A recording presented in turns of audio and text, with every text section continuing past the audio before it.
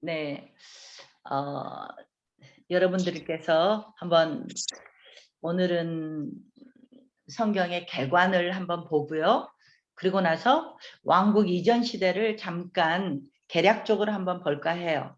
그러면 성경 스케치가 어떻게 개관이 진행이 되느냐 보면, 일단은 성경 스케치를 이 저자 목사님께서는 먼저는 신약과 구약을 이렇게 나누죠.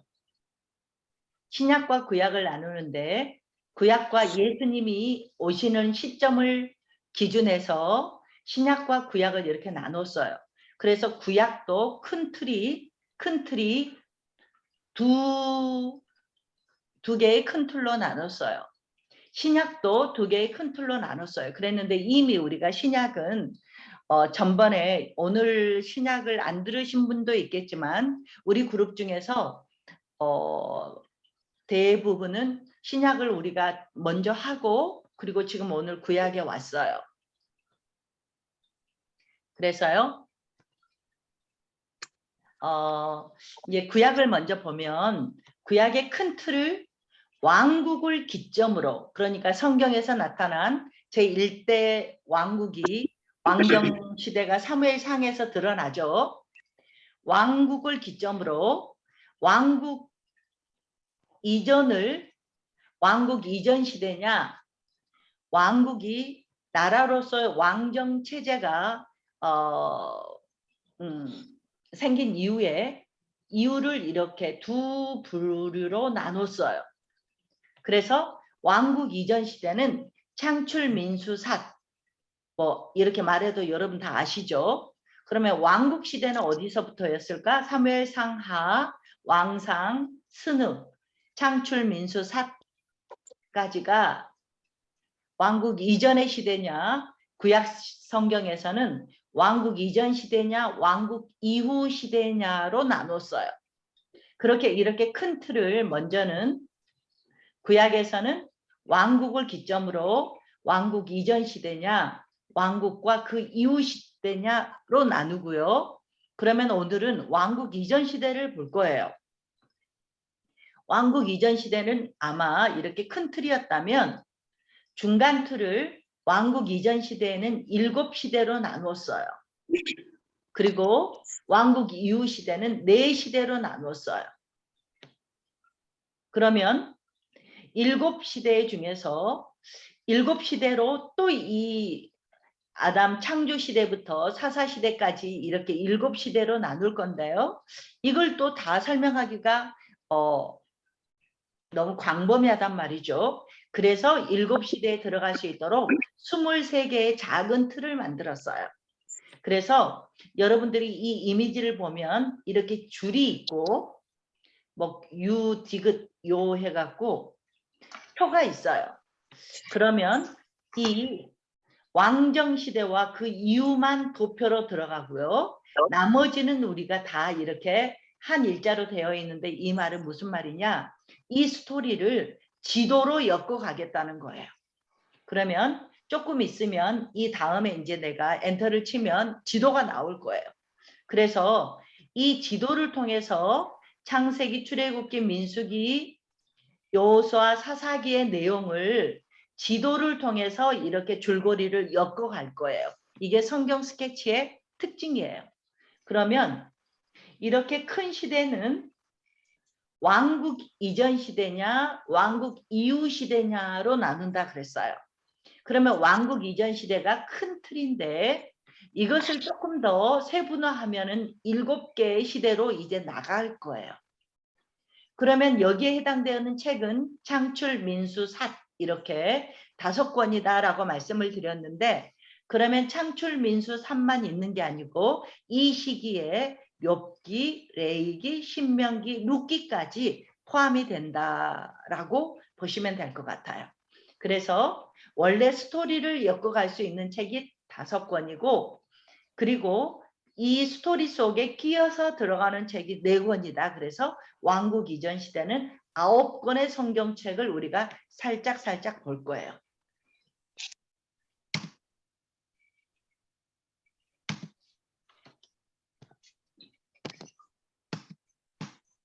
네. 그러면 왕국과 그 이전 시대는 우리가 지금 여기가 세계 지도예요. 세계 지도 중에서 이쪽쯤이 지금 성경의 구약 성경의 무대가 되는 거죠.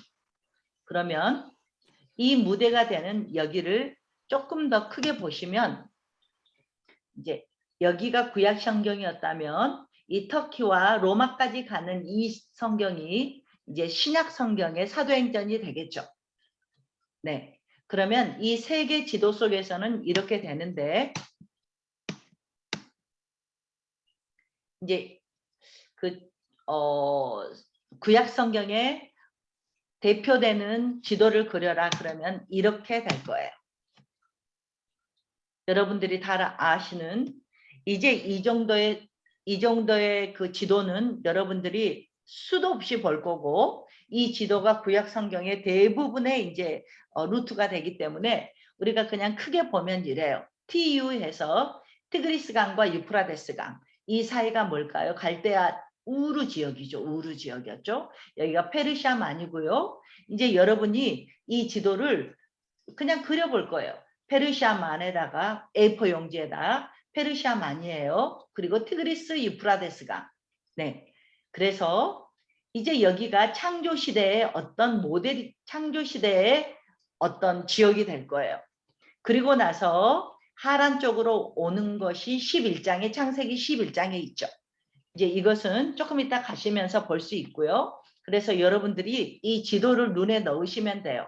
이 지중해 지역에서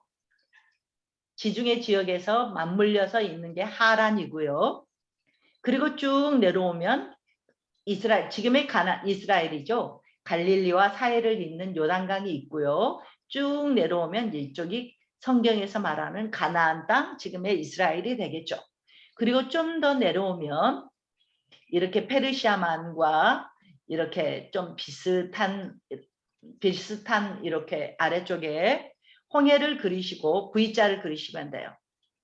그래서 이쪽이 시내산이 되는 거죠. 그래서 이 지도는 여러분이 정말 계속 가면서 보실 거예요. 네. 그러면 아주 여기에서 중요한 지역을 또 꼽아라 그렇다면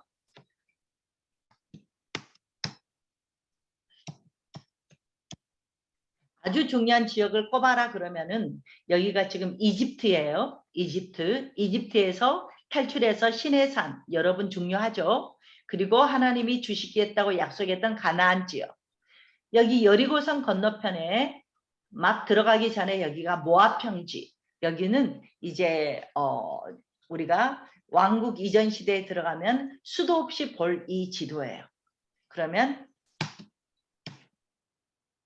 이 지도는 제가 복사해서 여러분에게 하나를 조금 이따 수업이 끝나면 제가 복사를 해서 한번 올려드릴게요. 그러면 이 지도는 여러분들이 지중해, 페르시아, 홍해 그리어 가시면서 티그리스, 유프라데스강 해서 자꾸 한 두세 번만 그려보시면 금방 이거는 알 수 있을 거예요. 그러면 이게 오늘날은 어떻게 분포가 됐는가 봤더니 오늘날에는 지역이 이렇게 돼 있죠. 뭐 이집트는 그대로 이집트고요. 여기 가나안이라는 이름 대신에 이스라엘, 요르단, 건너면 요르단이죠. 레바논, 시리아, 그리고 터키는 뭐 옆에까지 계속 지중해 위에가 다 터키죠. 터키, 그리고 이라크. 그래서 현재 처음에 이 갈대아 우르를 떠나서 아브라함의 행로 중에 스타트가 지금의 이라크 지역이었고 TU 잊어버리지 마시고 티그리스 유프라테스강 지역이고요. 그 페르시아만의 티그리스 강을 건너면 이쪽이 이란이고 이 아랫지역으로는 전부 사우디아라비아. 여러분들 알 수 있는 것입니다. 네, 그래서 지금도 골란은 시리아하고의 이스라엘이 분쟁 지역이죠. 요르단하고 분쟁 지역이 웨스트뱅크라고 그러고요. 가자 지구하고는 이렇게 이곳이 다 지금 이스라엘과의 분쟁 지역이에요. 여전히 지금도 이 땅 때문에 분쟁이 일어나고 있는 현 주소예요. 네. 오늘은 지금 왕국과 이전 시대를 우리가 개관을 한번 해보려고 그래요. 그런데 성경 스케치에서 왕국과 이전 시대를 어떻게 지리적으로 우리가 개관을 하고 있는가 이제 볼 건데요.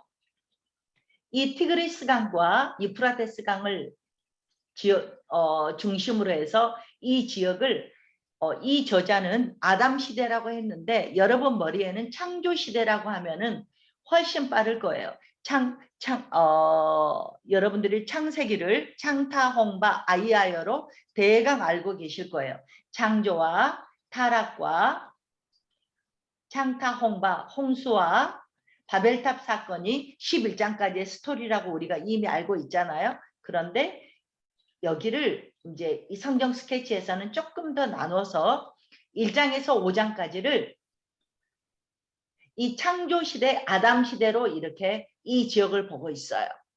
그러면 두 번째로는 창조 시대에서 6장에서 11장까지는 노아 시대로 여기에서 홍수가 났죠. 6장부터 10장까지가 홍수 사건이죠. 그래서 어디까지 11장에 오니까 어디까지 와 있어요? 바벨탑 사건을 거치면서 하란까지 와 있었던 게 11장이었어요.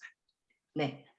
그래서 여러분들이 창조 시대를 티그리스 강과 유프라데스 강을 중심으로 창조 시대를 열었어요. 그 다음에 한 번 더 원을 그리시고 이 티그리스 강과 유프라데스 강 이 유역에서 홍수 심판이 나서 11장에 오는 게 11장까지 오는 게 하란까지 왔다. 창조와 노아 시대였어요. 그 다음에 12장부터 50장까지는 족장 시대, 아이아요의 족장 시대가 되죠. 12장에 우리가 모두 다 아브라함이 하나님께 콜링을 받은 사건을 보고 있죠. 그래서 12장부터 가나안을 거쳐서 37장에서 요셉이 이집트로 애굽으로 내려가는 여기까지 그래서 애굽까지 갔던 스토리. 그래서 아브라함의 후손 70명이 애굽까지 가는 아브라함, 이삭, 야곱, 요셉의 스토리가 족장 시대로 이렇게 세 번째 족장 시대로 되겠어요. 그러면 출애굽기를 딱 열면 배경이 어디예요? 애굽이에요.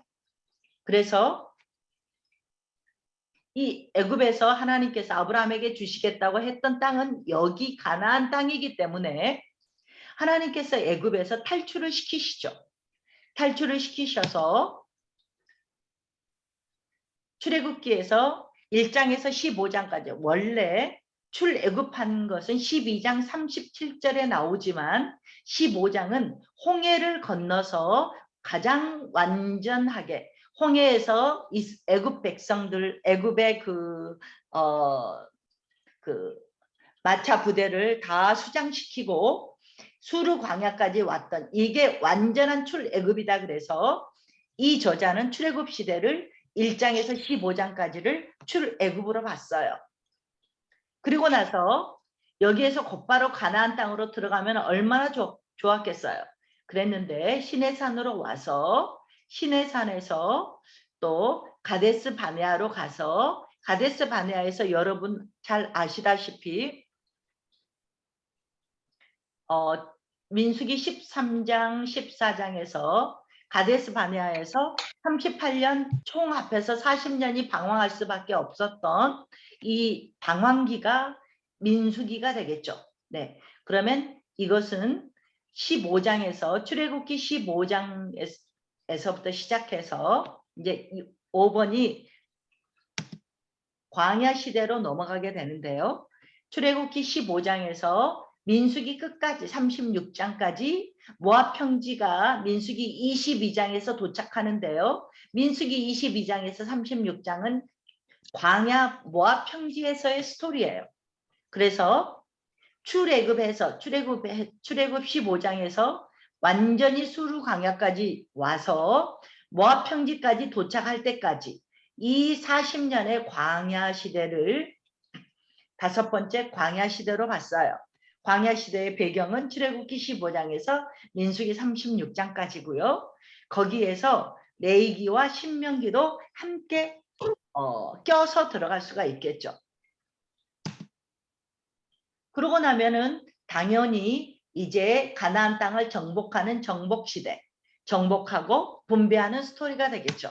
그리고 나면은 그 다음에 여기에서 하나님의 말씀대로 순종하고 하나님의 나라가 이루어지는 사사시대를 이제 거치게 되는데요. 여기에 룻기가 껴지고 그래서 21장까지 사사시대가 이렇게 전개가 되겠죠.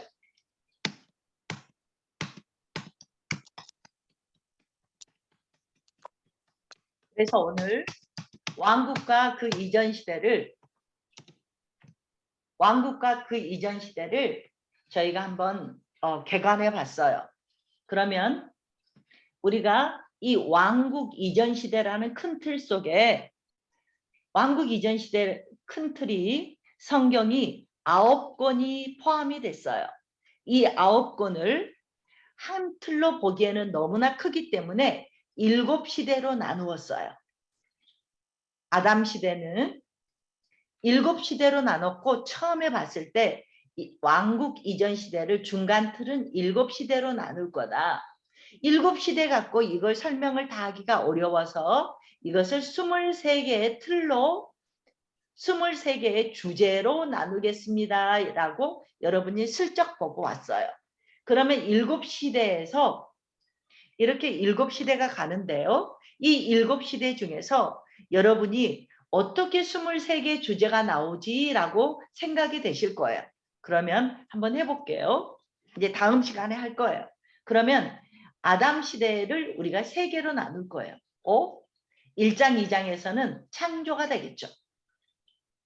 3장에서는 무슨 일이 있을까? 선악과 범죄가 나오겠죠.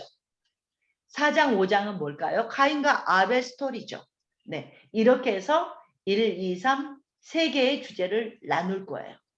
1장, 2장 창조, 3장의 선악과 사건, 범죄, 4장, 5장에서 가인과 아벨의 또한 범죄입니다.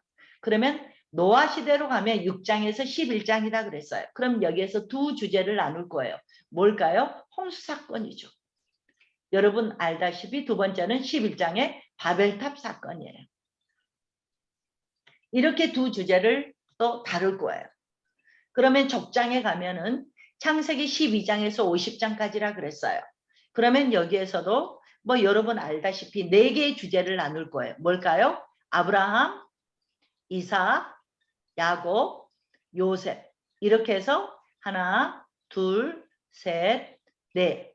4개의 주제를 다룰 거예요. 그러면 출애굽했어요. 출애굽 시대가 이제 왔어요. 출애굽에서는 3개의 주제를 다룰 거예요. 먼저 뭘까요? 모세에 대해서 콜링을 받은 것에 대해서 나오겠죠. 1장, 2장에. 그 다음에 모세의 탄생.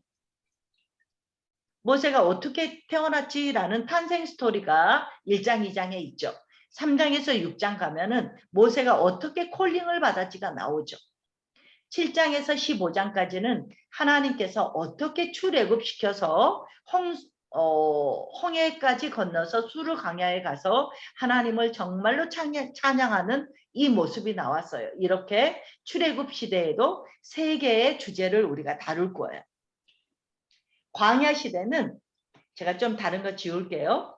아니 그냥 갈까요? 광야 시대는 조금 길어요. 6가지를 볼 거예요. 광야 시대는 거의 40년이잖아요. 40년의 광야 시대는 먼저 2, 4, 6을 먼저 생각하시면 돼요. 6가지인데 먼저는 시내산에 가는 거예요. 그리고 이 시내산에 왔는데 그 다음엔 바데스 바네아에 가는 거예요. 바데스 바네아. 마지막에는 이 모압 평지까지예요. 그러면 이 사이사이는 뭐냐면 수르 광야에서 시내산 가는 과정, 시내산에서 이 가데스 바네아까지 가는 과정, 가데스 바네아에서 또 모압 평지까지 가는 과정, 이렇게 해서 6개의 주제를 광야 시대에 다룰 거예요. 정복시대 쉬워요. 정복시대는 2개 할 건데요. 12장까지는 정복이고 13장에서 24장까지는 분배의 스토리예요. 그러면 여기에서 들어가서 정복해서 분배를 했어요. 그리고 나서 사사시대 때는 어떻게 될까요? 3개의 주제를 다룰 거예요. 먼저 이제는 더 이상 정복하지 못했다는, 쫓아내지 못했다는 미정복지에 대해서 계속 말씀을 해주세요. 그리고 나서 3장에서 16장까지는 그 사사기의 사이클이 범죄하고 하나님께서 다른 사람, 다른 나라의 포로로 또 노예로 압제를 당하게 하시고 강구하면 사사를 통해서 구원을 주시고 이런 사이클이 7번 나와요. 이걸 사사기의 사이클이라고 하죠. 범죄 사이클. 그리고 나서 16장까지 삼선 스토리까지 가고요. 7개의 사이클. 그리고 이제 마지막으로는 17장에서 21장까지는 이 사사시대가 왕이 없어서 어떤 무정부 상태까지 되는 4개의 스토리가 나와요. 그래서 적과 싸우는 것이 아니고 민족 간의 싸움이 있고 반지파의 이주도 있고 그리고 레위인의 첩사건도 있고 그리고 제일 처음에는 그 미가의 신상 사건이 나오는 4개의 스토리가 이렇게 나올 거예요. 이렇게 아담에서 아담 시대, 여러분들 아담 시대 좀 아담 시대 말하기가 겉하면 창조 시대라고 해도 될 것 같아요. 아담 시대, 그 다음에 노아 시대, 족장 시대, 출애굽 시대, 광야 시대, 정복 시대, 사사 시대, 이 7세대를 7시대를 주제를 23개를 만들었어요.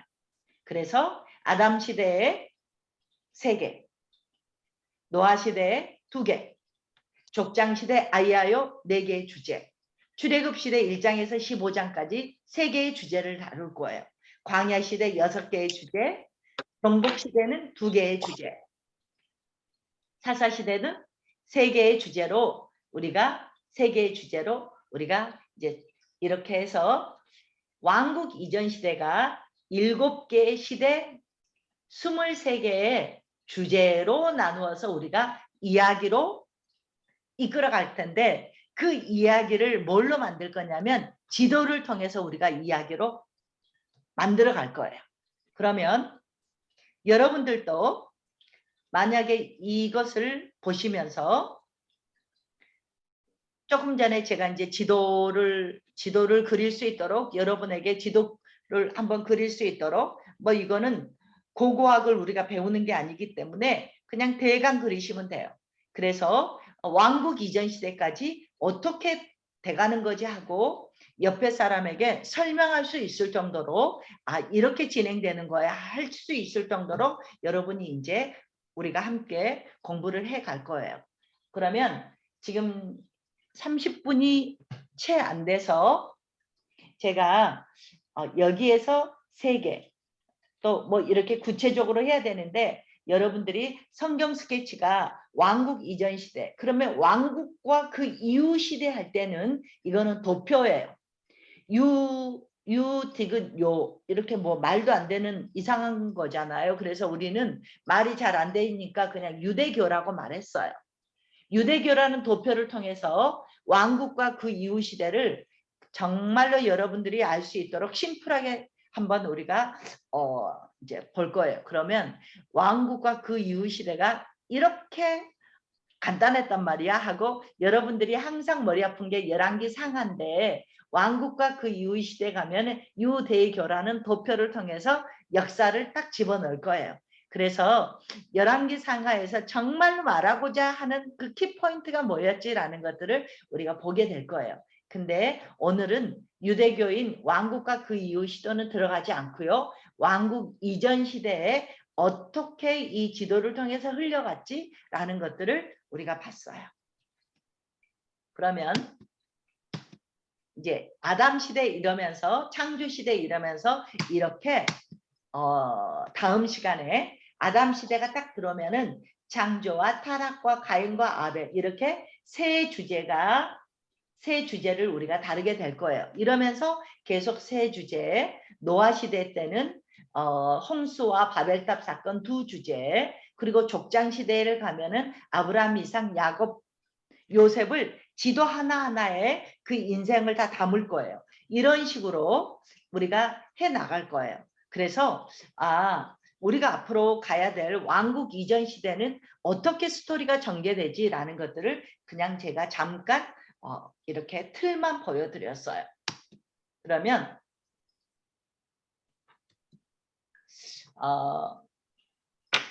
여러분들이 유튜브에 들어가셔서 성경 스케치를 치시면은 이 책의 저자이신 장규철 목사님께서 장규철 목사님의 성경 스케치라는 책이 있어요. 그러면 지금부터 나오는 이 화면에 그대로 여러분들에게 보여줄 거예요. 그러면 제가 조금 여백을 하나 찾을게요.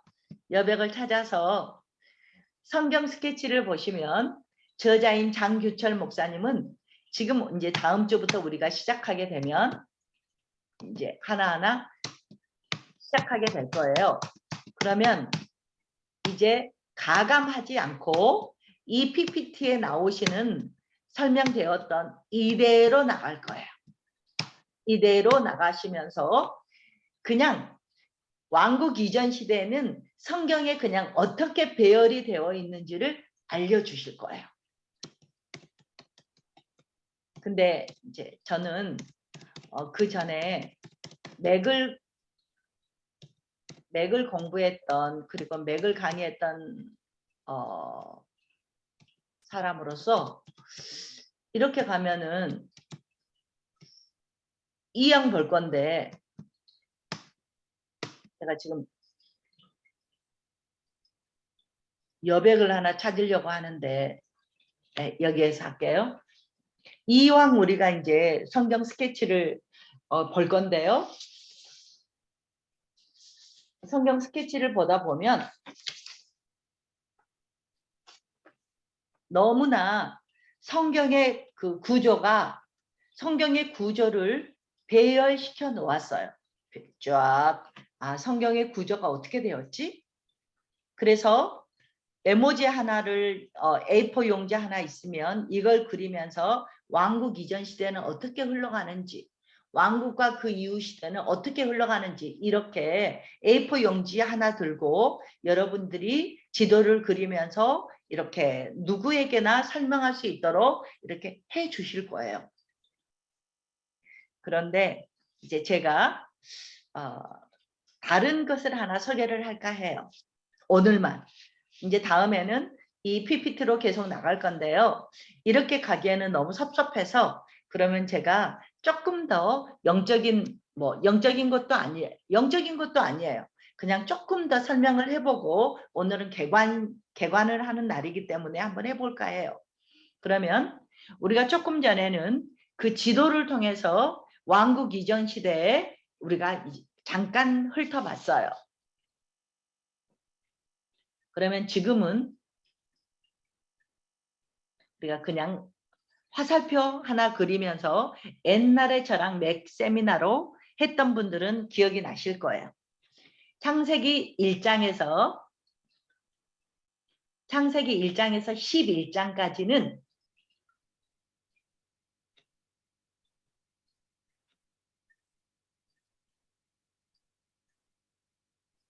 창세기 1장이에요.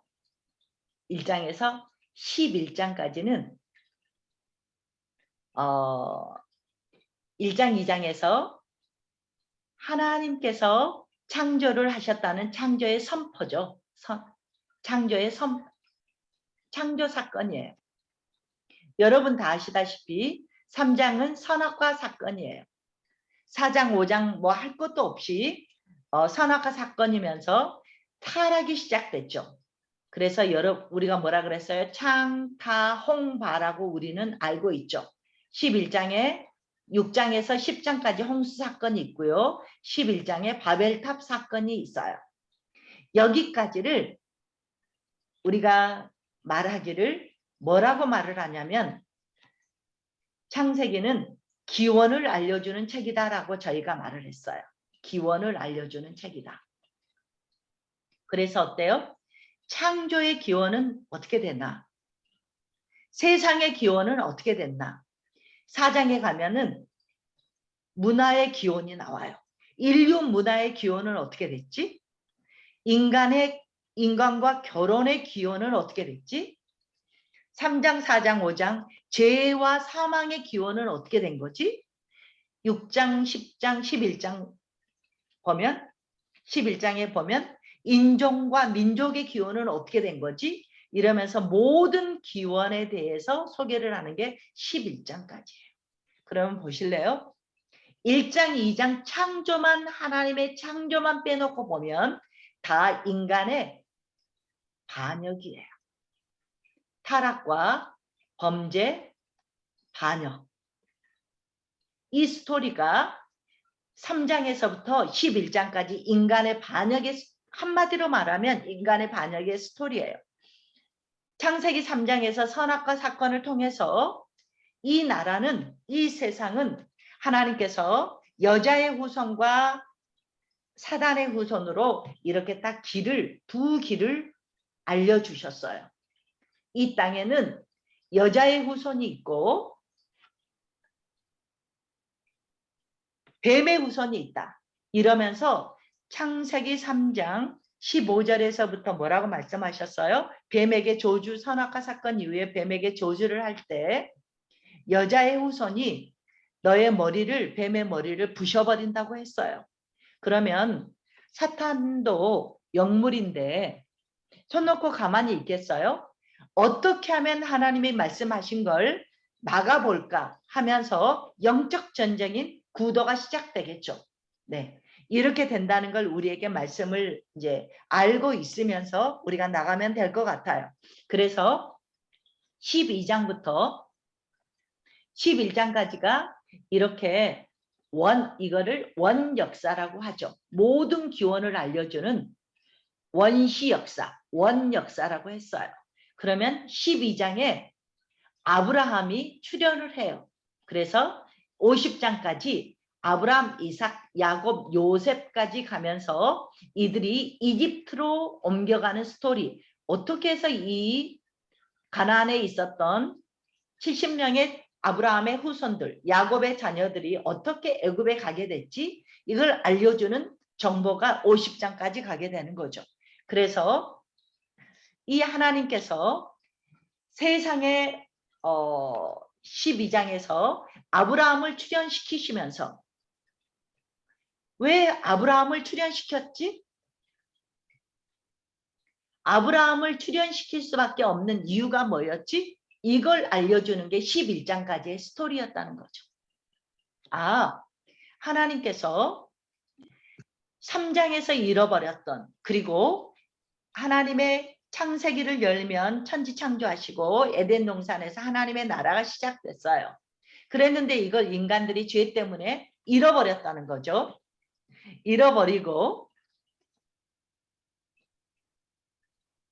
잃어버린 하나님의 나라를 요한계시록 22장, 21장에 가면 창세기에서 잃어버렸던 3장에서 잃어버렸던 에덴 동산을 하나님의 나라를 요한계시록 21장, 22장에 가면 완성을 다시 한번 찾으셔서 하나님의 나라 제2의 에덴을 완성시켜 주시면서 우리를 다 이쪽으로 옮겨주시죠. 그래서 하나님의 이 3장에서 빼앗겨버린 하나님의 나라를 어떻게 하면 하나님께서 다시 찾아주실다는 것인지 이 하나님의 나라의 회복의 스토리로 우리가 이 성경을 한번 하나님 나라의 회복이 어떻게 우리에게 다시 주어질까라는 관점을 갖고 근데 이 하나님의 나라라는 개념에는 항상 누가 왕으로 통치를 하셔야 되냐면 예수 그리스도가 왕으로 통치하시는 하나님의 나라의 관점에서 우리가 한번 성경을 볼 거예요. 그러면 지금 제가 아이아이오를 보다가 갑자기 이 말씀을 드렸어요. 우리가 성경의 관점을 잠깐 보자 하시면서 말씀을 드린 거예요. 그러면 여러분들이 다 알다시피 나라의 개념에는 뭐라 그랬어요? 우리는 사회 시간에 주권 영토 백성이라고 주권 영토 백성이라고 봤지만 성경에서는 항상 뭐라고 나와요? 왕 땅 백성으로 나와요. 왕 땅 백성으로. 그러면 우리가 배울 때는 주권이 백성에게 있다고 배웠어요. 그랬는데 성경에서는 그리고 또 이 당시에는 이 주권이 왕에게 있었죠. 그래서 왕, 땅, 백성이에요. 그러면 제가 물어보거든요. 나라가 성립되려면 세 가지 요소가 필요하다. 그러면 1. 왕, 땅, 백성.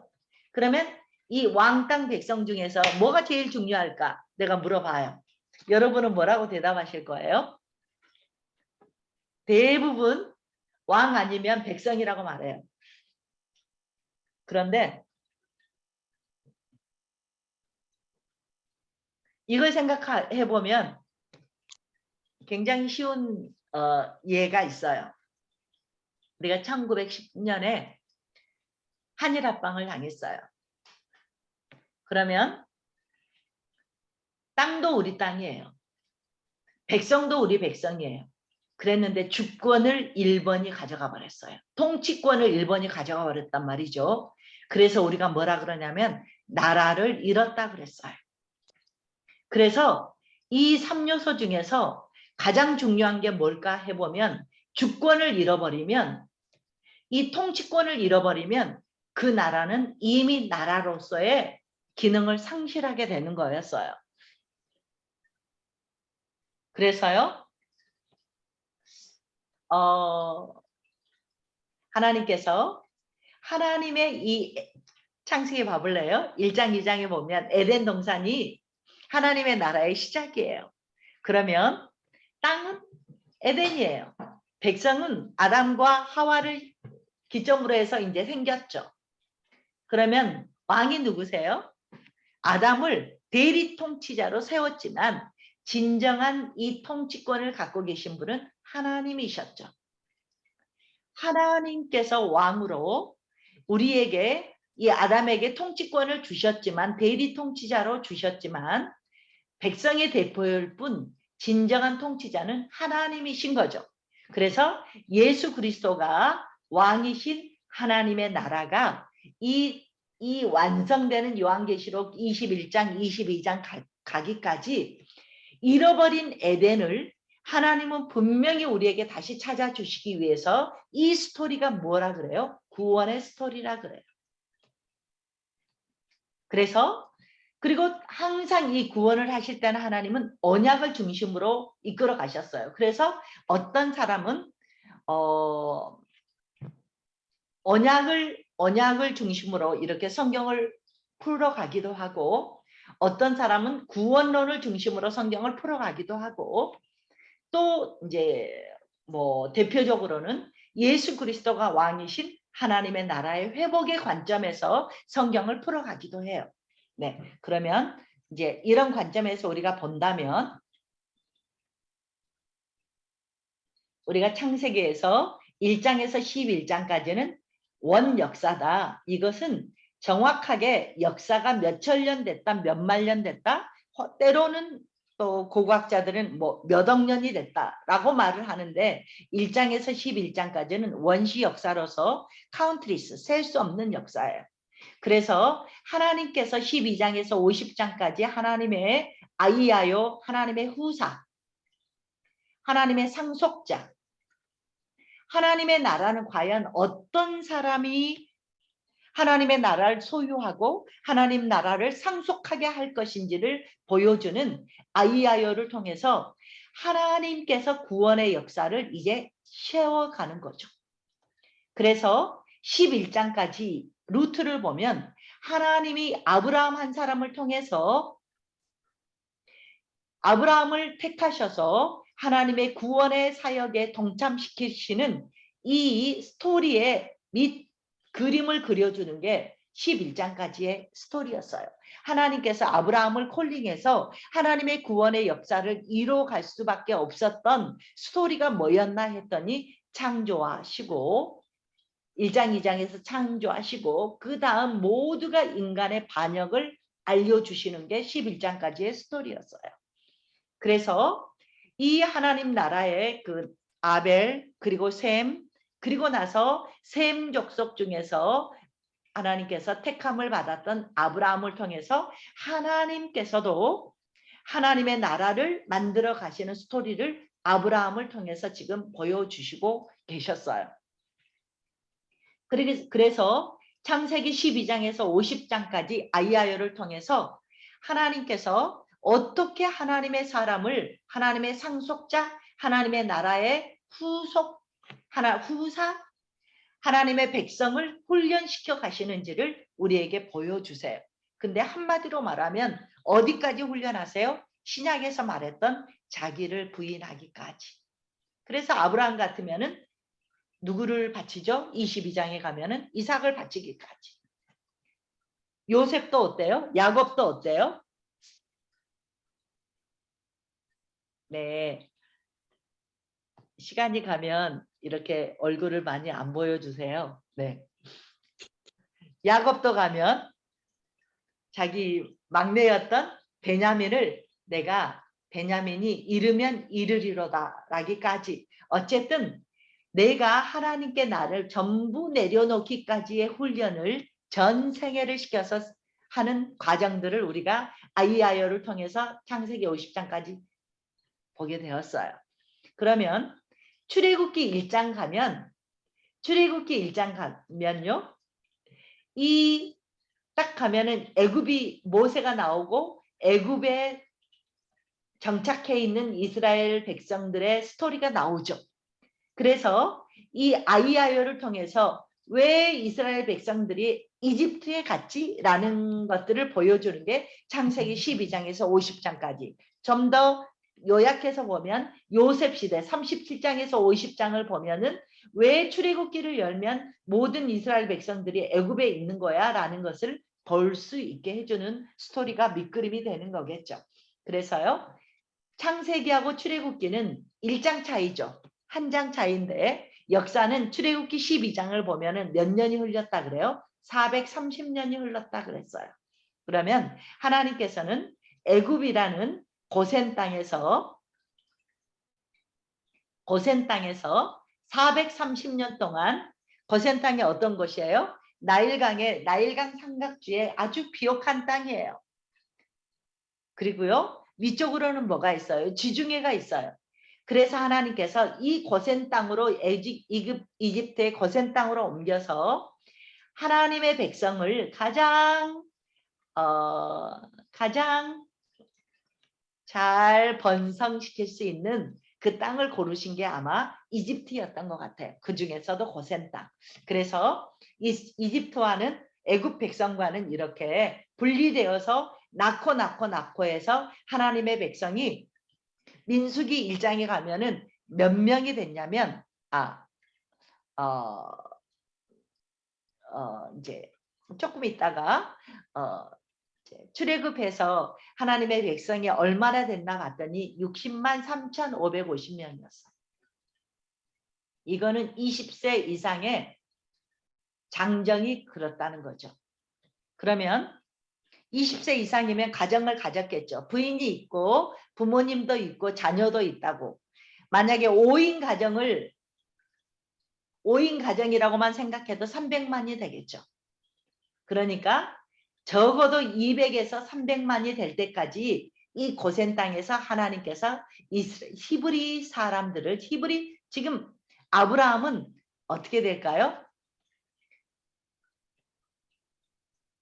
11장까지가 원시 역사의 흐름을 알려줬다면 12장부터는 이제 뭐가 나오냐면 히브리 민족의 역사를 우리에게 보여주고 있어요.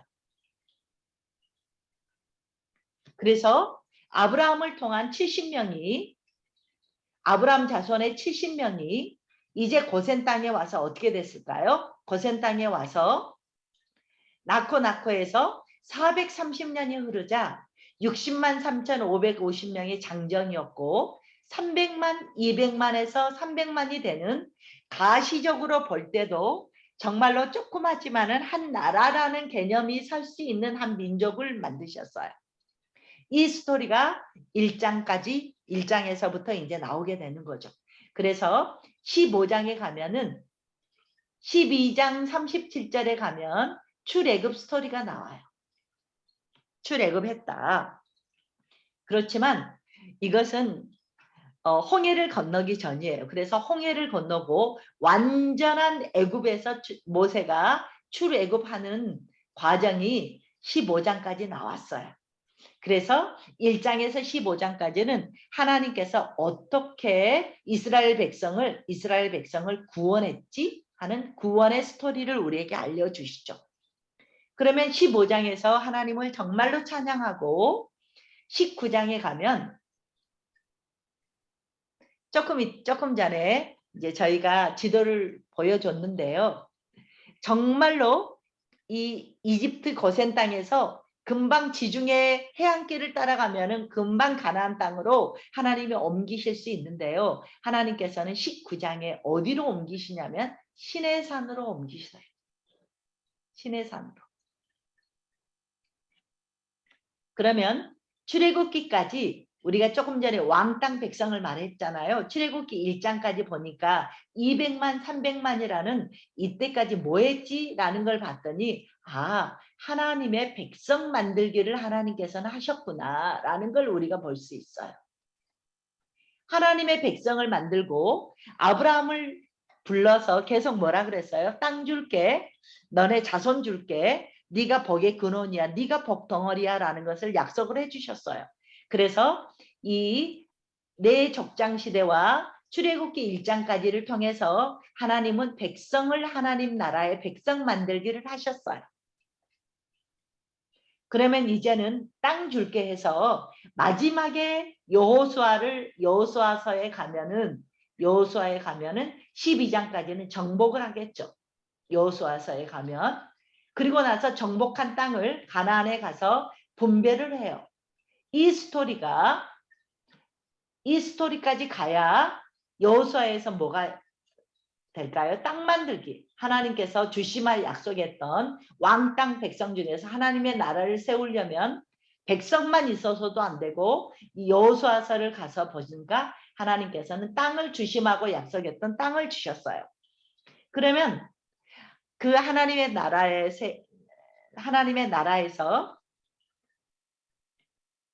이제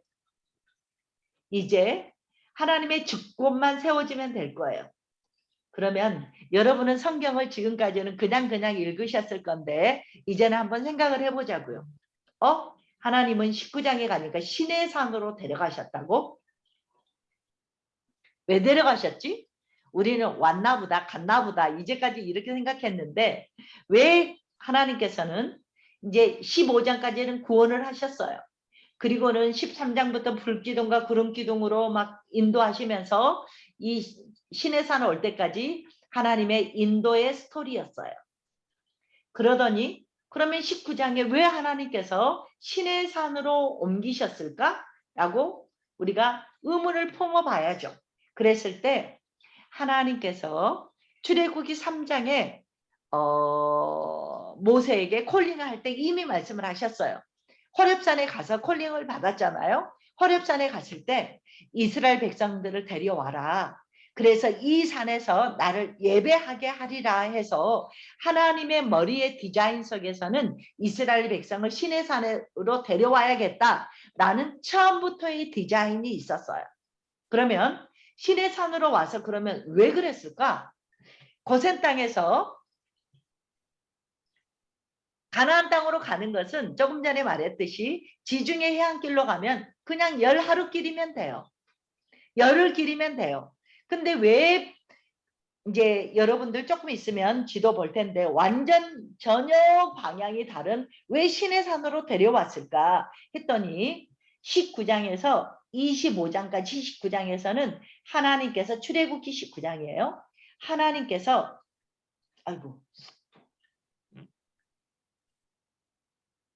제가 펜을 색깔을 바꾼다는 게 지워버렸습니다. 1장에서 11장까지는 원시 역사라 그랬어요. 12장에서 50장까지는 하나님의 백성, 하나님의 후사는 과연 어떤 사람이 되지? 하나님의 백성은 과연 어떻게 하나님이 훈련하시지? 하나님 나라의 상속자는 과연 누가 되는 거지? 하면서 아이야요를 보여줬다고 말씀드렸어요.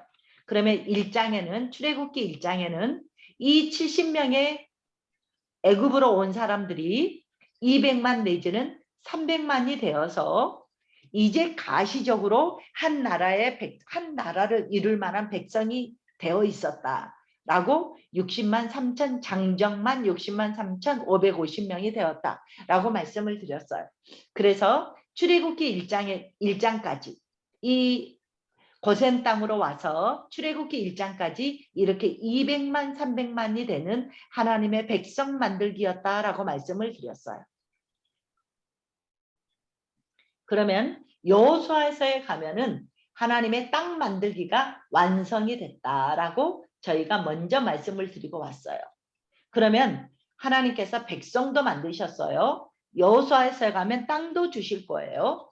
그런데 출애굽기 1장에서 15장까지는 하나님께서 어떻게 수르 광야까지 뭐를 건너서 홍해를 건너서 애굽의 정말로 그 당시에 기라성 같았던 애굽의 군대를 다 물속에 수장시키고 수르 광야에까지 완전한 구원이 되기까지 인도하셨던 게 15장까지 하나님께서 이스라엘 백성을 어떻게 구원하셨지를 보여주셨어요. 그러면 19장에 갑자기 하나님께서는 그 가나안 땅으로 보내시는 게 아니고 시내산으로 옮기셨다고 했어요. 그러면 19장에 시내산 호텔에 도착했어요. 그러면 19장 여러분 발 씻고 자자 하고 생각하시면 돼요.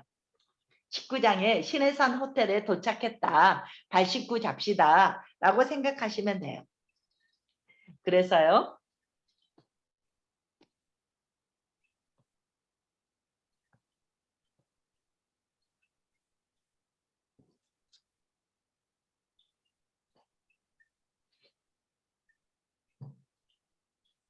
그러면 이제 그동안에 또 수르 광야에서 시내산에 오기까지 하나님께서는 어떻게 인도하셨나를 우리에게 하나님의 구원 스토리, 하나님의 인도 스토리를 봤어요. 그리고 시내산에 오면 왜 하나님께서는 그 가까운 하나님의 능력이 없어서 지중해 성경에서는 전쟁을 안 해본 세대이기 때문에 전쟁을 만나면 돌아갈까 봐 그랬다고 했는데 하나님께서 이 시내산으로 직접 옮기시는 19장을 딱 열면 이게 신약시대 사도행전 2장과 동일한 사건이에요. 사도행전 2장에서는 성령 오순절 성령 강림 사건이 있었듯이 이 시대 19장에 보면 시내산에서 오순절 하나님께서 오순절에 시내산에 강림하는 사건이 출애굽기 19장에 나오게 되죠. 이러면서 20장에 십계명을 주셔요. 그리고 율법을 주세요. 여기까지가 23장이었어요. 근데 24장에는 뭐를 하냐? 제단을 놓고 12지파를 예표하는 12기둥을 세우고 제단을 놓고요. 하나님께서 동물을 잡아서 언약식을 하게 하는 게 24장까지예요. 24장까지 19장에서 24장까지 그래서 뭐를 할까요? 하나님이 왕으로 통치자로 히브리 민족의 왕으로 강림하시는 사건이에요. 그래서 이것을 나라 대 나라가 조약을 맺을 때도 비준식이 있고 또 하나님께서 이 나라의 왕으로 임재하시고 그리고 나는 이렇게 다스릴 거야 라고 말한 게 비준서가 있듯이 이게 십계명과 그 하나님의 이제 율례를 주시는 말씀이 23장까지 계속 있었어요. 이걸 놓고 24장에 오면 뭐라 그래요? 너희들이 이 말씀을 지킬 거냐라고 물어요. 그랬더니 지키겠다고 했어요. 이 말은 뭐예요? 하나님의 말씀이 하나님이 왕으로 오시는데 하나님은 영이세요. 영으로서 직접 통치를 못하시기 때문에 모세를 대리 통치자로 하시는데 모세는 그냥 대리자일 뿐이에요. 그러면 누가 말씀을 하시냐면 하나님이 영이시기 때문에 무엇으로 통치하시냐면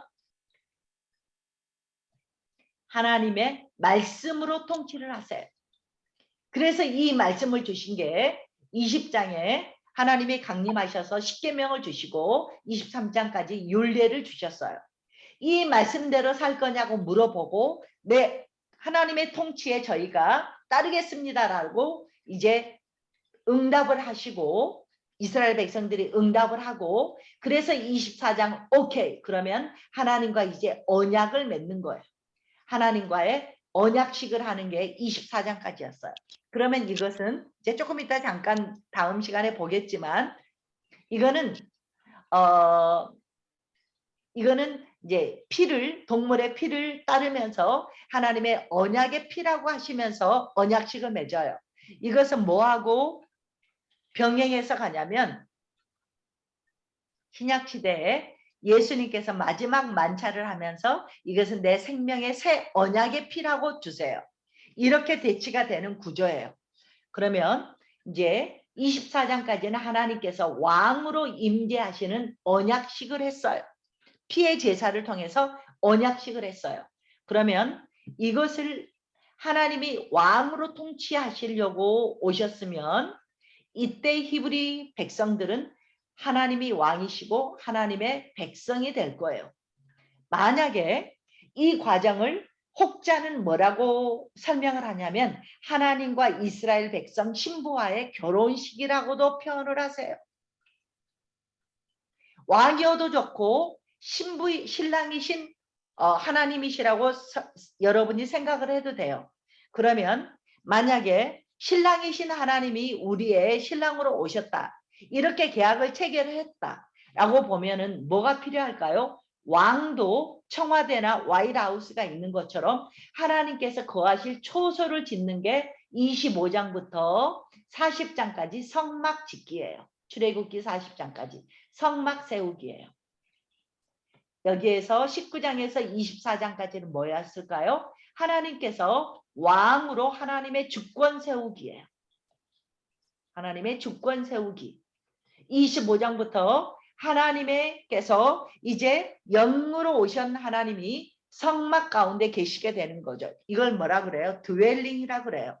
이것은 요한복음 1장 10절에서 14절에서 말씀이 육신이 되어 우리 가운데 거하심에가 드웰링이에요. 예수님이 우리 가운데 오셔서 함께 지내셨던 것처럼 구약에서 이 성막에서 세우라는 이유가 하나님이 우리 가운데 거하시기 위해서 정말로 우리 인간과 함께 하실 수 없는 하나님이 우리와 함께 하시기 위해서 세운 게 성막 세우기. 신혼집인 거죠. 그런데요, 또 하나의 의미가 있어요. 19장에서 24장까지 가면서 하나님께서 법을 세우셨어요. 이 말씀 십계명과 율례를 주셨잖아요. 그러면 여기 시내산 오기까지는 아무리 이스라엘 백성들이 원망하고 불평을 해도요. 죽이거나 심판하지 않았어요. 그랬는데 이제 하나님과 언약식 하나님이 통치권자로서 주권자로서 이제 언약을 세우시고 난 다음부터는 이스라엘 백성들이 이제 원망하거나 불평하거나 교만하거나 배역하잖아요. 배역할 때 하나님은 놀라운 무서운 이런 죄에 대한 벌을 받게 되죠. 이건 뭐예요? 여기에서 하나님의 법이 세워졌기 때문에 그래요. 그러면 하나님의 말씀 따라 살 사람이 누가 있냐고요. 하나님의 말씀과 율례를 100%살 사람이 없어요. 그래서 성막을 왜 세우라 그랬게요? 성막은 하나님이 거하시는 곳인데 막 들어가면 뭐가 있어요? 번제단이 있어요. 그래서 이 말씀대로 살지 못할 것을 아시기 때문에 이 성막을 통해서 하나님의 백성들을 살리시려는 하나님의 아이디어인 거죠. 그래서 이렇게 제사를 통해서 우리가 범죄했었을 때 죄를 용서받을 수 있게 하기 위해서 성막을 세우셨고, 그리고 또 지성소가 있잖아요. 지성소에 들어가면 하나님의 불기둥과 구름기둥으로 모든 백성들이 다 볼 수 있을 정도로 이렇게 하나님의 임재를 보여주는 성막을 세우도록 했어요. 그리고 이 시내산에서 또 뭐 했을까요? 헌법과 같은 책이에요. 신정 통치가 이제 시작됐잖아요. 하나님의 왕으로서 신정 통치가 시작됐어요. 이게 근간이 되는 게 레위기라는 책이죠. 레위기에서 하나님을 어떻게 만나지? 하나님을 어떻게 경배하지? 그러면 하나님이 우리의 왕이신데 우리는 우리의 이웃간을 어떻게 살게 되는 거지? 라는 걸 알려주는 게 레위기죠. 하나님의 백성이 하나님을 만나는 길, 하나님과 함께 사는 길, 이걸 보여주는 게 레위기였어요. 그러면 출애굽기, 창세기, 출애굽기, 레위기가 지났죠. 그러면 민수기 1장이 이제 시작되는데요. 민수기 1장에서 9장까지 1장에서 인구조사를 시작해서 9장까지 뭐를 하냐면 이제까지 시내산까지 올 때는 정말 오합지졸로 난리 법석을 떨면서 어떤 질서도 없이 뭐 홍해를 건너고 이렇게 여기까지 왔죠. 그랬는데 이제는 하나님의 왕으로 즉위식을 했어요. 그리고 하나님의 백성들이 이제는 하나님의 군사로 되는 거예요. 그래서 1장에서 9장까지는 질서 세우기예요. 하나님 나라의 군대로서 질서 세우기를 했어요. 행진할 때는 어떻게 하지? 진영이 있을 때는, 머물렀을 때는 하나님이 구름 기둥으로 딱 갈 때는 진영을 이렇게 이루고 있어야 되는데, 이럴 때는 어떻게 이 12지파가 있어야 되는 거지? 진군할 때는 전쟁을 할 때는 어떻게 하는 거지? 또 출발해서 행진해서 나갈 때는 어떻게 하는 거지? 이 모든 질서를 세우는 게 1장에서 9장까지였어요.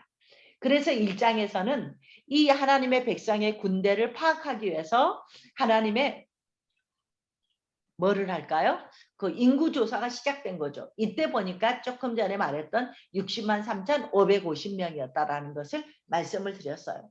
그래서 하나님께서는 시내산에서 11개월 정도 있거든요. 11개월, 12개월 이렇게 있는데 거의 1년이잖아요. 하나님은 이 시내산에다가 그 고센 땅에서 출발해서 가나안까지 가기는 열흘 10일이면 돼요. 10일이면. 근데 왜 하나님께서는 이 시내산으로 옮겨서 시내산에서 먼저 뭐 했어요? 언약식을 했어요. 그 다음에 성막을 세웠어요. 그 다음에 레위기 신정정치의 신정국가로서의 근간이 되는 레위기 헌법을 주셨어요. 그리고 민수기 10장에서 출발할 거예요. 그래서 9장까지 하나님의 백성들의 질서를 세우는 작업을 하셨어요. 거의 1년 동안. 그러면 하나님의 마음을 보자고요. 하나님께서는 여기에서 하나님의 백성을 만드셨어요. 출애굽기 1장 오기까지. 여호수아에서는 이제 가면은 땅을 주실 거예요.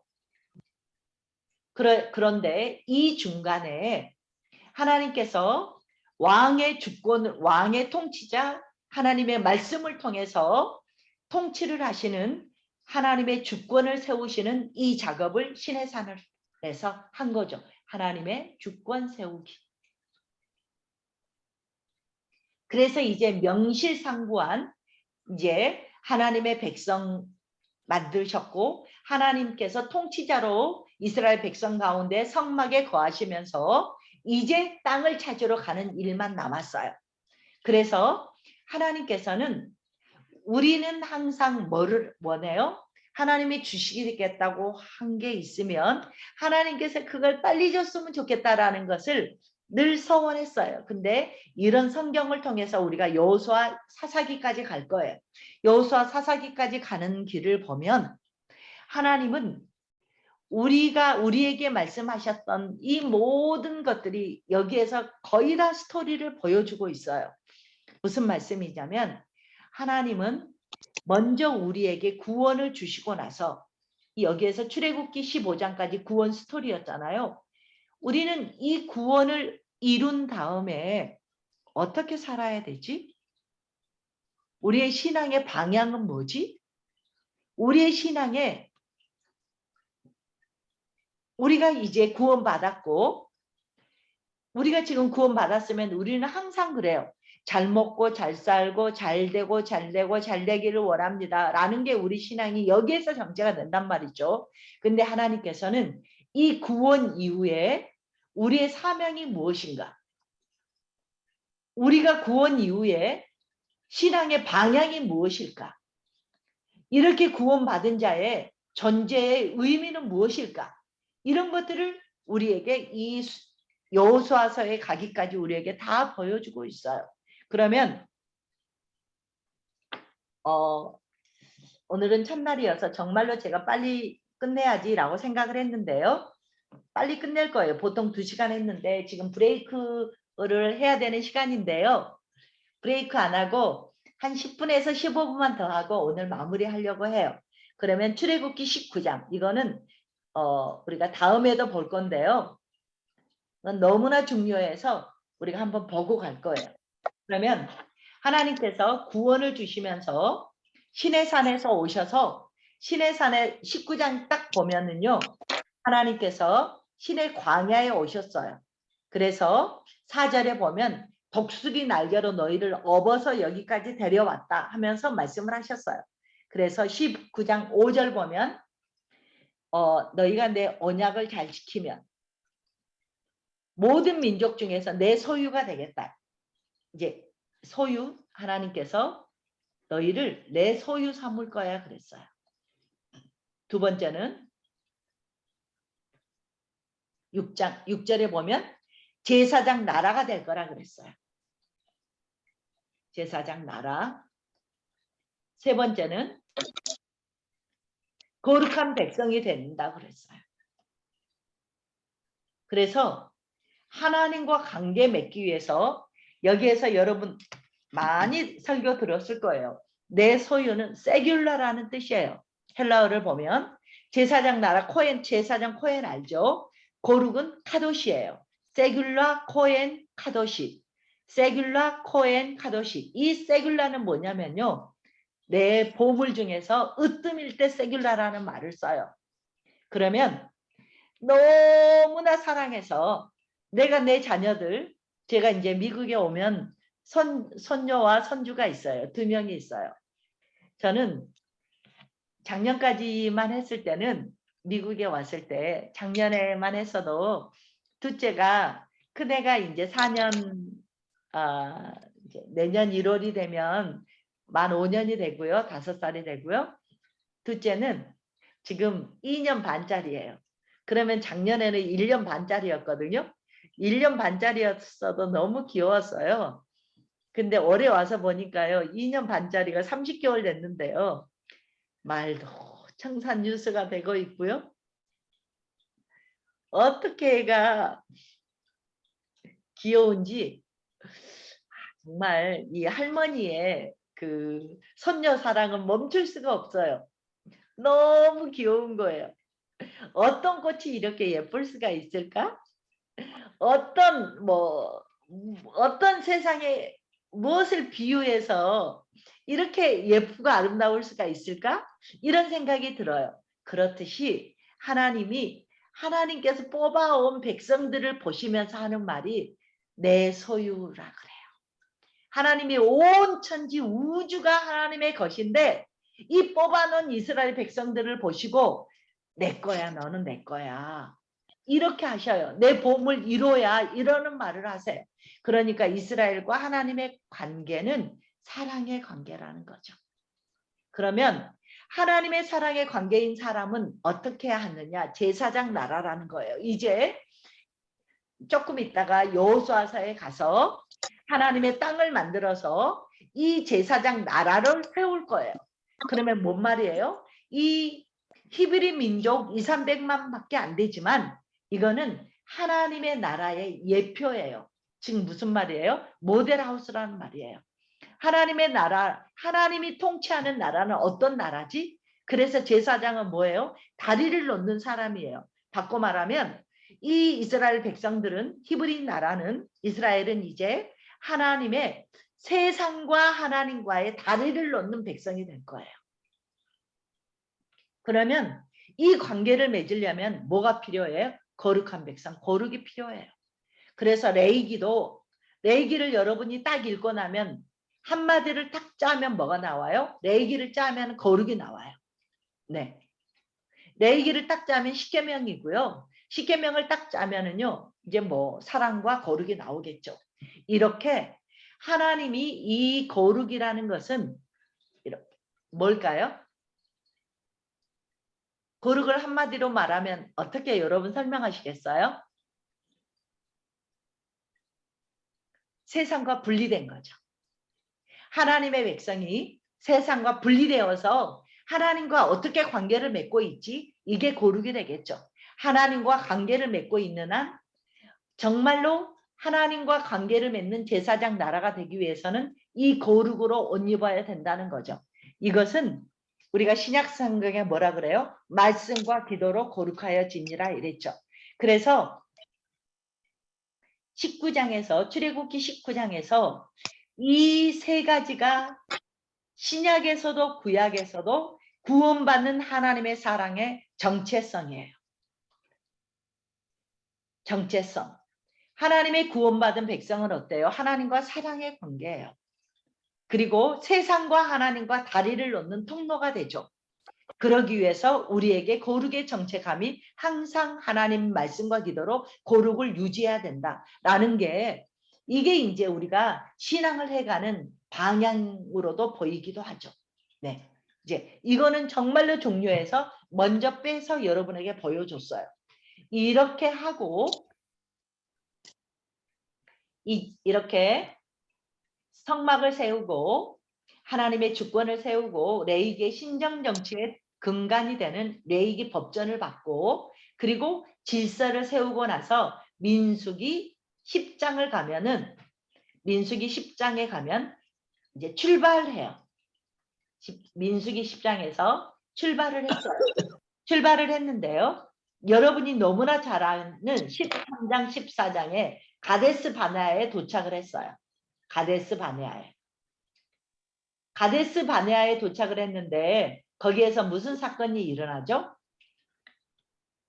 12명의 정탐꾼이 가나안을 정탐을 했죠. 그래서 우리는 메뚜기여서 도대체 이 가나안을 들어갈 수 없습니다.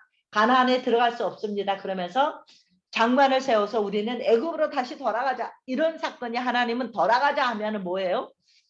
하나님께서 어떻게 구원해 놓은 백성들이 다시 애굽으로 돌아가자는 하나님의 통치 밖에서 사탄의 백성이 되자는 거잖아요. 이걸 제일 싫어하셨어요. 그래서 가데스 바네아에서 하나님께서는 곧바로 가나안 땅으로 올려서 가나안 땅을 정복하게 하려는 하나님의 마음이 있었는데 12 정탐꾼 사건을 통해서 이들의 자격 미달이 발견이 돼서 38년을 더 방황을 하게 됐죠. 그래서 도합 40년을 광야에서 방황을 하는 그 방황기가 민수기가 되겠죠. 민수기는 방황기다.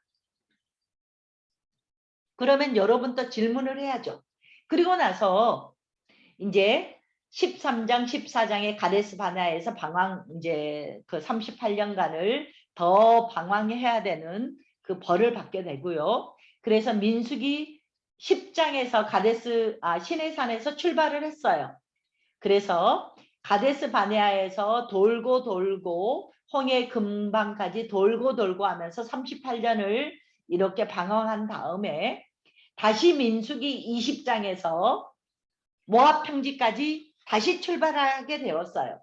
너무나 여기가 적어서 다시 한번 지울게요. 창세기 50장까지 11장의 원역사 그리고 50장까지 하나님의 후사 세우기 아이하여 했습니다. 그리고 출애굽했어요. 그래서 19장이 시내산에 가서 법과 성막을 만들고 그리고 레위기를 받고 질서를 세우는 4가지 작업을 했어요. 출애굽기 19장에 시내산에서 도착했다가 민수기 10장에서 이제 시내산을 출발했어요. 10장이 손들고 출발한 거죠.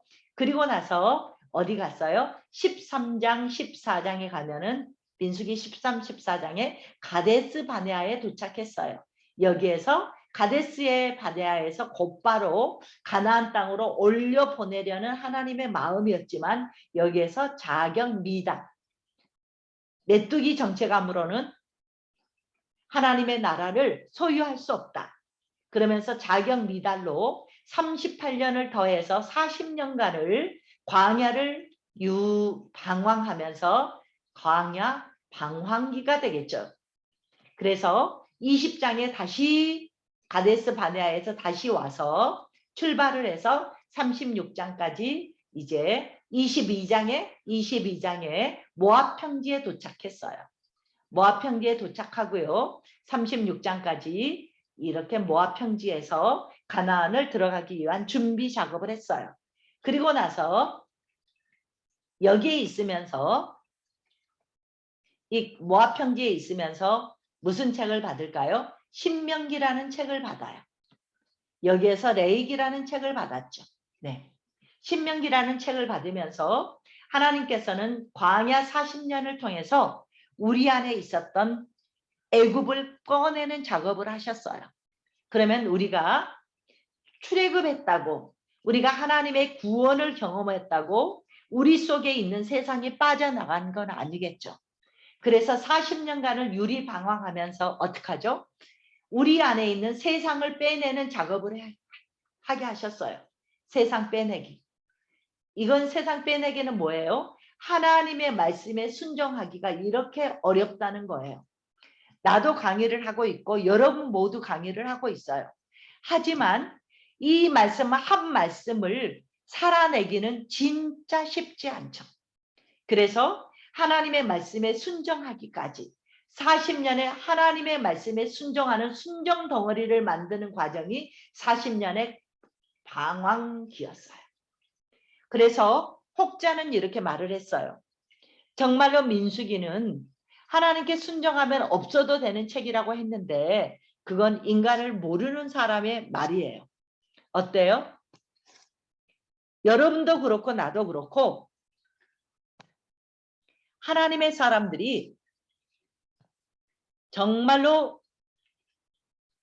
단번에 하나님의 구원을 경험하고 하나님의 말씀을 받았다고 순식간에 하나님의 순종할 수 있는 그런 사람으로 되기는 정말 어려운 것 같아요. 그래서 하나님께서는 이 민수기에서 40년의 방황기를 통해서 내 속에 있는 세상 빼내기 작업을 하셨죠.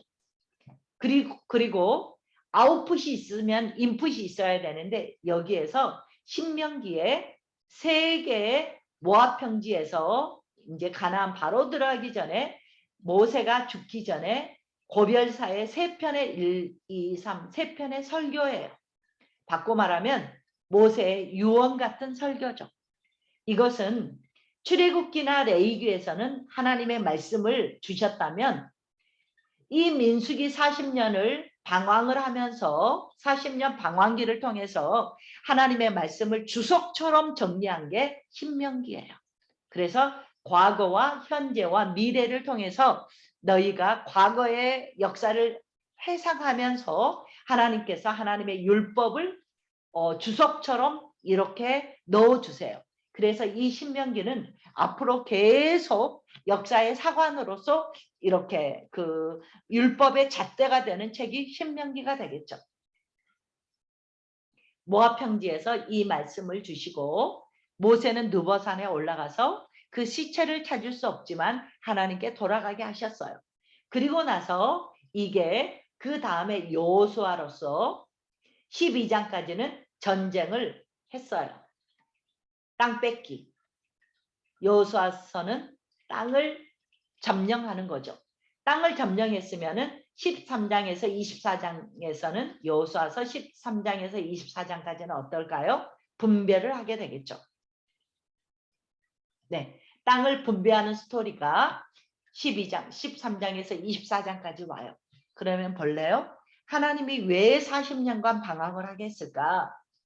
이 40년 돌면서 1세대 60만 3,550명 중에서 여호수아와 갈렙만 빼고 다 죽도록 기다려 주셨어요. 그리고 이 광야 40년 방황하는 사이에 다시 태어난 사람들이 계수를 해보니까 60만 1,730명이었어요. 40년이 지났으면은 한 세대, 두 세대가 거의 지나가요. 그러면 얼마나 많은 사람들이 번식을 이렇게 확장이 되어야 되는데 이 광야의 훈련이 하나님께서 지진을 통해서도 죽이시고 뱀에 물려서도 죽이시고 뭐 불을 내려서도 죽이시고 너무나 많은 무서운 훈련을 통해서 어때요? 40년이 흘렀는데도 오히려 1820명의 숫자가 줄어들 정도로 장정이 이제 가나안 땅에 들어가는 장정이 60만 1730명이 되었어요. 그래서 40년의 훈련 기간이 얼마나 혹독했는지를 보여주죠. 이 40년의 훈련은 목숨을 내놓는 훈련이었어요. 불순종을 하면 뱀에 물려 죽거나 뭐 이렇게 즉각 하나님의 저주와 심판을 받는 이런 40년의 어려운 시간이었어요. 그러면 우리는 질문을 해보죠. 네. 하나님은 왜 이렇게 무섭게 훈련을 시키셔야 됐을까? 라고 해보면 이 여호수아서에서 이게 결론이 났어요. 하나님께서 아브라함 때부터 주시기로 했던 이 가나안 땅을 여호수아서에서 주신다고 주셨어요. 여호수아서에서. 그러면 우리는 하나님이 주신다고 했던 어떤 약속이 있으면 그냥 줄 걸로 생각해요. 근데 하나님은 아브라함 때 주시기로 했던 약속을 여호수아 때 하나님의 사람을 이 축복을 받을 수 있는 사람으로 먼저 훈련을 시켜서 이 땅을 주셨어요. 바꿔 말해 볼게요. 왜 이게 필요했느냐? 첫 번째 정복은 외적인 정복이에요. 두 번째 정복은 내적인 정복이에요. 무슨 말이냐면 외적인 정복은 정말로 전쟁을 해서 치열한 전쟁을 해서 가나안 백성들과 치열한 전쟁을 해서 땅을 찾는 거예요. 이게 외적인 정복이었어요. 그러면 내적인 정복이었다면 이 말은 무슨 말이냐면 정말 중요해요. 이 가나안 땅에 있었던 신도 물리치고 가나안 땅에 있었던 종교도 물리치고 가나안 땅에 있었던 문화도 다 물리치고 가나안 땅에 있었던 우상 숭배자도 물리치고 이 땅에 하나님의 백성이 하나님의 종교로 하나님만을 섬기는 하나님의 나라를 만들어야 되기 때문이에요. 이것은 전쟁해서 정복하는 것보다 어쩌면 더 어려워요.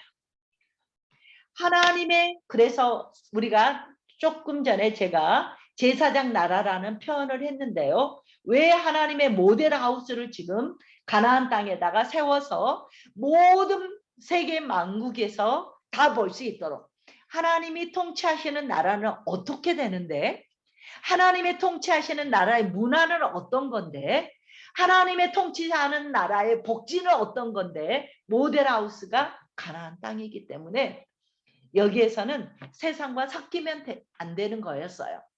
누가 통치하는 나라예요? 하나님이 통치하시는 나라예요. 이 통치하시는 나라를 보여주기 위해서 하나님께서는 그작저작 예수님을 믿는 사람을 만드시는 게 아니고 목숨 걸고 하나님의 말씀을 순종할 수 있는 사람을 이 말을 이제 저는 순종 덩어리라는 표현을 써요. 순종 덩어리라는 하나님의 백성을 만들기 위해서 이 40년간 이 고생을 하셨어요. 그래서 정말로 이 가나안 땅에서 적과 싸우기 이전에 이전에 40년은 거의 다 내적인 나와 싸우는 거예요. 나의 내면, 나의 어려운 상황이 오면 원망하고 불평하고 교만하고 배반했던 이런 나를 어떤 경우에도 불구하고 하나님의 말씀을 순종하는 순종 덩어리로 만들기까지 하나님께서 여기에 하나님을 보여주는 정말로 다리를 놓는 사람들 제사장 나라를 만들기까지 하나님께서는 이 백성들을 훈련시키셨어요. 네. 그래서 우리도 마찬가지. 야, 이거는 구약이잖아 라고 설명하지만 여기에가 거의 원리가 다 있었던 것 같아요. 하나님의 백성을 만들었고요. 그리고 출애굽기를 통해서 하나님의 주권 세우기를 하셨고 여호수아에서 하나님의 땅 만들기를 해서 에덴에서 잃어버렸던 가시적인 하나님의 나라를 가나안에 세우셨어요. 그러면 세상 가운데 하나님의 나라를 세우셔서 하나님이 통치하시면서 하나님의 나라가 어떤 곳인지 모든 세상에 있는 사람들을 베드로전서 2장 9절 똑같은 말이에요.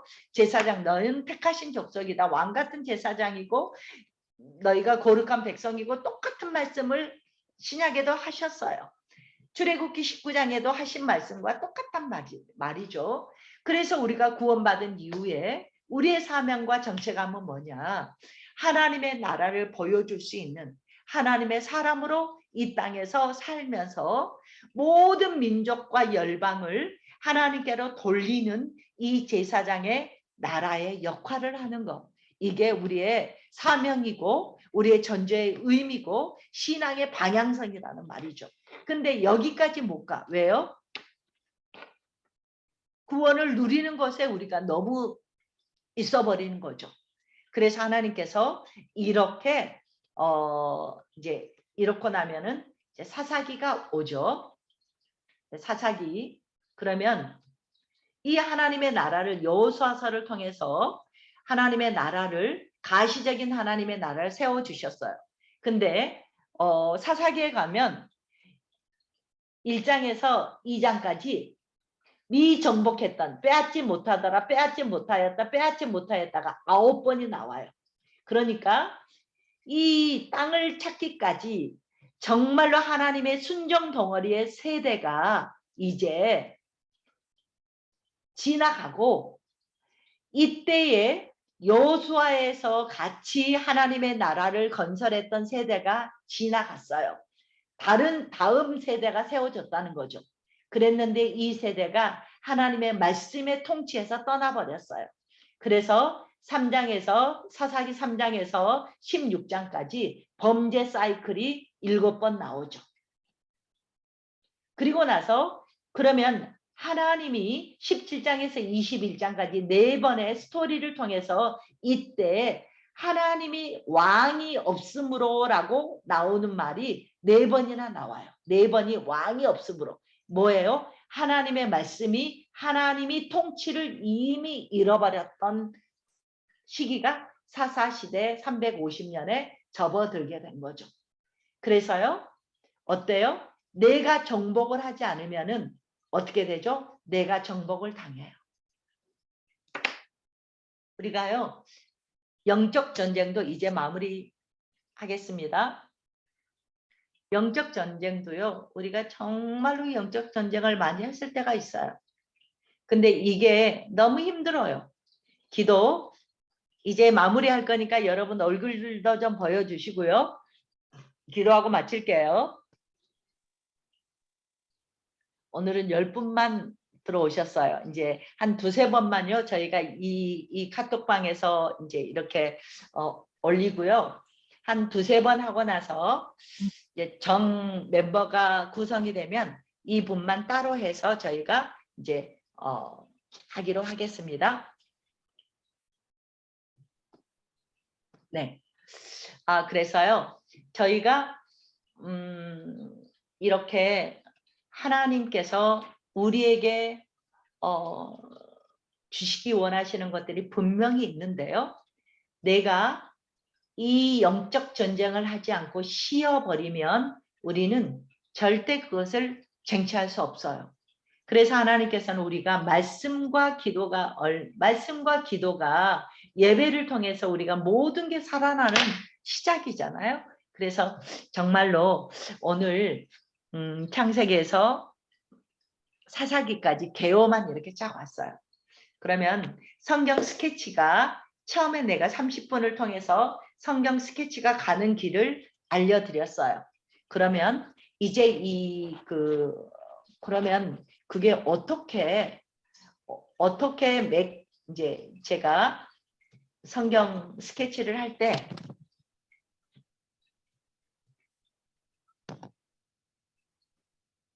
네. 성경 스케치를 할 때 그때그때 말을 잘 못하기 때문에 그러면 여기는 맥이 어떻게 잡히지? 정말로 성경 스케치는 그 짜임새 구조 그대로 성경의 구조 그대로 가기 때문에 제가 1시간 딱 시간을 내서 이렇게 창세기에서 사사기까지 왕정시대 이전에 이 스토리가 어떻게 전개되는 것을 한번 맥을 잡아서 와봤어요. 그러면 다음 시간에는 우리가 창세기를 우리가 한번 다 같이 읽었으면 좋겠어요. 창세기를 읽는데요. 읽는 방법을 제가 하나 제시를 할까 해요. 창세기를 읽는데요. 1장에서 아마 한 주나 2번을 통해서 한 번에 다 못 끝낼 것 같아요. 왜냐하면 아브라함이나 야곱이나 지도를 우리가 보고 할 때 한 판의 지도를 깔고 12장에서 24장까지 아브라함의 스토리를 딱 전개를 해 나갈 거예요. 뭐 이런 식으로 해서 한 번 딱 하고 나면 여러분이 잘 이것을 이제 습득을 못할까 봐 조금 창세기는 천천히 나가서 한 번에는 못 끝낼 거예요. 그래서 성경 스케치로 나갈 건데요. 이제 그래서 오늘 좀 1시간 시간을 더 내서 맥이 어떻게 전개가 되는가를 우리가 오늘 훑어봤어요. 그래서 이제 저희가 함께 기도할게요. 왕국 이전 시대의 괴관이었어요. 왕국 이전 시대에 왕국 이전 시대가 큰 틀이라면 중간 틀에 7시대가 있었어요. 7시대에 23개의 주제별로 우리가 스토리를 다음 시간부터 이렇게 23개의 주제를 우리가 이제 해 나갈 거예요. 그러면 여러분은 처음에 우리가 지도 봤잖아요. 지도를 그리면서 A4 용지에다 지도를 그리면서 7시대 그리고 23개의 주제를 여러분들이 얘기하면서 이제 이렇게 풀어갈 수 있도록 여러분이 스스로 이제 저랑 함께 준비를 해 갔으면 좋겠어요. 여기는 거의 다 선교사님들이고 목사님이셔서 이미 알고 있는 내용이에요. 이것을 이제 성경 스케치라는 도구를 갖고 여러분이 어떻게 성경 66권을 우리가 풀어갈 수 있지? 그냥 A4 용지 하나에다가 하나님의 말씀을 설명해 줄 수 있지? 여기에다 조금 가미하면 하나님의 마음은 어떠셨을까? 왜 이러실 수밖에 없었지? 라는 것들을 우리가 얘기하면서 성경을 풀어갈 수 있을 거예요. 네, 1시간 반 동안 여러분 수고하셨고요. 우리 함께 기도하고 마치겠습니다. 우리 이제 다 각자가 오늘 개관을 했기 때문에 여러분에게 어떤 마음이 남는지 모르겠어요. 하나님의 말씀이 저희에게 왕으로 온전히 통치해 주시기를, 그리고 하나님께서 우리에게 왕으로 온전히 임재해 주시기를 우리 함께 소원하면서 기도하고요. 그리고 우리 주선미 선교사님께서 마무리 기도로 오늘 마치겠습니다. 네, 할렐루야 주님 감사합니다. 할렐루야 주님께서 우리에게 정말로 각자의 아버지 하나님께서 말씀을 주셨는데요. 정말로 우리에게 주님이 정말로 우리에게 주시기 원하시는 말씀들이 저희 안에 온전히 용수림되게 하시고 할렐루야 주 영원한 하나님의 대해서 정말 아버지 더욱더 하나님의 은혜가 하나님의 저희 안에 소신을 온전히 임하게 그 도와주십시오. 우리에게 구원하시는 하나님의 말씀이 구원 저희 안에 이후에 우리가 온전히 역사하게 거룩한 삶을 도와주십시오. 살도록 아버지 인도하여 정말 우리 주시는 모두 하나님의 아버지 하나님께서 말씀으로 그 과정을 또 성경 세세하게 스케치를 배우게 도와주시고 고고화시켜서 그렇게 하나님의 통해서 말씀을 우리도 이해하고 구원의 감격과 하나님의 말씀을 우리가 가르치고 거룩한 삶을 하나님의 살며 말씀으로 우리가 살아가기를 천국에는 오직 원합니다. 예수 그리스도가 이 땅에 오셔서 성령 하나님의 온전히 역사하여 아버지 주시고 하나님께서 하나님의 임재 가운데 주여 하나님의 이 사역을 할 수 통치가 있도록 이루어지는 것을 먼저 우리가 아버지 우리가 하나님 말씀 앞에 경험하며 서는 자가 아버지 될 수 하나님께서 그 있도록 소망을 먼저 가지고 하나님의 말씀 살아갈 수 앞에 우리 있는 자신이 귀한 순종덩어리가 소망을 주신 되어줄 수 있도록 하나님의 마스터 하나님의 플랜 제사장 나라의 성경의 사명을 이야기를 감당할 수 저희들이 있는 아버지 구원 이후에 우리의 무엇인지 감사합니다. 우리의 우리를 신앙의 정말로 인도하여 방향이 무엇인지를 그것을 저희가 알고 명확하게 살아갈 수 내드림하게 있도록 하며 아버지 하나님 이것 아버지 우리 우리가 마음속에 살아낼 그 뿐만 꿈과 아니라 희망과 소망을 우리 가지고 제자들에게 또한 우리의 삶의 우리에게 아버지 의미가 하나님 함께하는 명확해지고 성도들에게 하나님의 말씀이 온전히 선포되어질 수 있도록 성령 하나님의 흔들림 없이 역사하여 주시옵소서. 아버지 하나님 하나님께 오늘도 기도드리옵나이다. 주관하여 주시고 거룩함을 정말 여러 위해서 나라에 사랑을 함께하고 이루어나가는 있사오니 하나님 하나님이 아버지 그 하나님께서 능력과 하나님의 함께 말씀과 살게 하나님의 통치하심이 저희에게 말씀이 육신이 되어서 저희들이 이것을 하나님의 알게 하여 역사와 주시니 능력과 영광이 온전히 이루어질 수 있도록 하나님 역사하여 주시옵소서. 아버지 하나님께서 이 나머지 시간 오늘 살아가는데 하나님의 말씀하시는 것들이 계속 이어질 수 있도록 성령 하나님의 말씀하여 주시옵소서. 할렐루야 감사하며 예수님의 이름으로 기도합니다. 하나님 아멘. 아버지 감사합니다. 아버지께서 정말 우리들에게 인간을 사랑하시고 온 세상을 창조하시고 인간을 사랑하셔서 에덴 동산에 축복을 주셨었고 이제 그 인간의 타락으로 잃어버렸던 에덴 동산을 다시금 아버지 마지막에 이 땅에 회복시키기 위하여 하나님의 장관 그 마스터 플랜의 이 모든 과정을 주께서 이 성경 스케치를 통해서 알게 하여 주시니 감사합니다. 그래서 우리가 정말 이 구원을 이루고 또 구원에서 나아가 우리가 그 종국에 있어질 하나님의 지금으로부터 또 종국의 마지막에 완성될 하나님의 통치 가운데 있을 그 날을 소망하며 또한 아버지 하나님께서 그것의 완성을 위해서 우리가 그 소망이 있기 때문에 저희들이 굳건한 믿음으로 살아갈 수 있고 흔들리지 않는 믿음으로 살아갈 수 있고 또 아버지 이 땅에 저에게 주신 사명을 이루어서 이 땅에서 거룩한 삶을 살면서 동시에 또 하나님의 사랑을 이루어나가는 그런 아버지 하나님 우리들의 사명이 어떠한 것인지를 확실히 알게 하여 주시니 감사합니다. 하나님 아버지 그래서 우리가 이러한 소망과 사명을 가지고 살아갈 때 또 구체적으로 세세하게 이스라엘을 통하여 주님께서 이루어가는 그 모든 과정을 앞으로 더욱더 자세하게 배울 것인데 이 모든 과정을 통하여 저희들이 제사장 나라의 하나님의 소유된 백성이요 또 거룩한 백성으로 살아갈 수 있는 저희들이 되게 하여 주옵소서. 또 아버지 이렇게 멀리 미국에 가셨고 그러나 그 가운데서도 이렇게 또한 열정을 가지고 다시금 귀한 말씀 전해주시는 우리 성화영 목사님과 가족에게 축복을 내려 주옵소서. 감사하고 예수님 이름으로 기도합니다. 아멘. 감사합니다. 네. 감사합니다. 아침 드시고 많이 절리셨죠? 네. 많이 절리셨어요. 근데 끝까지 해주셔서 감사하고요. 네. 제가 고민을 많이 하고 있어요. 이제 어떻게 하면 제가 혼자 이렇게 강의하는 것도 되게 재미가 없거든요. 그래서 저희가 이제 아마 한 10여 명으로 딱 저희가 인원이 딱 확정이 되면 우리 함께 기도 제목도 받고 그리고 함께 우리가 20-30분 정도는 끝나고 기도하는 시간을 좀 말씀을 좀 줄이고 기도하는 시간을 좀 가졌으면 좋겠어요. 그래서 제가 고민을 하고 있어요. 한 2-3강이 지나면 제가 녹화해 놓은 게 있거든요. 녹화해 놓은 것을 미리 제가 여러분들에게 그래서 이제 줄일 거예요. 지금 여기 20명이 넘게 이 방에 있는데요. 나가게 안 하시고 또 이제 선교사님 몇 분은 시차가 안 맞고 이미 선약이 있으셔서 다음에 할게요 하고 저한테 이제 말씀을 이미 주셨어요. 그래서 이제 그런 분들에게는 특별하게 저한테 부탁하는 분만 이제 이렇게 기록했던 것들을 보내주고요.